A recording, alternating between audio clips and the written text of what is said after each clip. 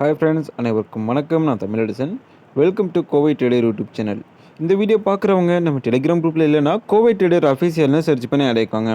So அதில் join ஆகிறது மூலமாக நீங்கள் எங்கிட்ட டேரெக்டாக பேசலாம். உங்களுடைய ஹோல்டிங்ஸில் ஏதாவது டவுட் இருக்குன்னா பேசி டிஸ்கஸ் பண்ணி ஏதாவது ஒரு முடிவு எடுக்கலாம்.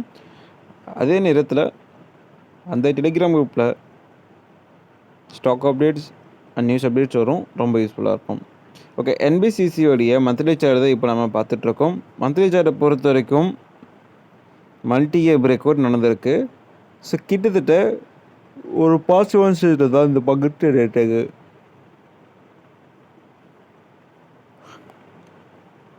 ஸோ இந்த பங்கு என்ன பிஸ்னஸ் பண்ணுறாங்க அப்படின்னு பார்த்தீங்கன்னா, இவங்க கன்ஸ்ட்ரக்ஷன் பிஸ்னஸில் இருக்காங்க.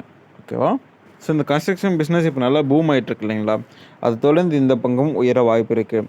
நண்பர்களே, இந்த இடத்துல பார்த்தீங்கன்னா 2024 ஆகஸ்ட்டில் இருந்து 2025 டிசம்பர் வரைக்கான அந்த ஒரு கால டைமுக்குள்ளே ஒரு ட்ரெண்ட் லைன் பேட்டர்ன் இருக்குது. அந்த ட்ரெண்ட் லைனை இன்னும் இந்த ஷேரை பிரேக் அவுட் பண்ணல. ஸோ பிரேக் அவுட் பண்ணும்போது அருமையான வாய்ப்பு இருக்குது. ஸோ அதுக்கு முன்னாடி வாய்ப்புகள் மந்த்லி சார்ட்டில் இல்லை.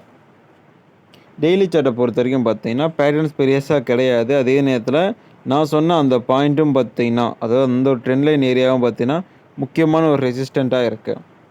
ஸோ வெயிட் பண்ணுங்கள். எக்காரணத்தை கொண்டு என்ட்ரி எடுக்க வேண்டாம். ஒன்று டெய்லி சார்ட்டில் பிரேக் அவுட் தரணும், இல்லைனா மந்த்லி சார்ட்டில் பிரேக் அவுட் தரணும். தேங்க்ஸ் ஃபார் வாட்சிங். பாய்.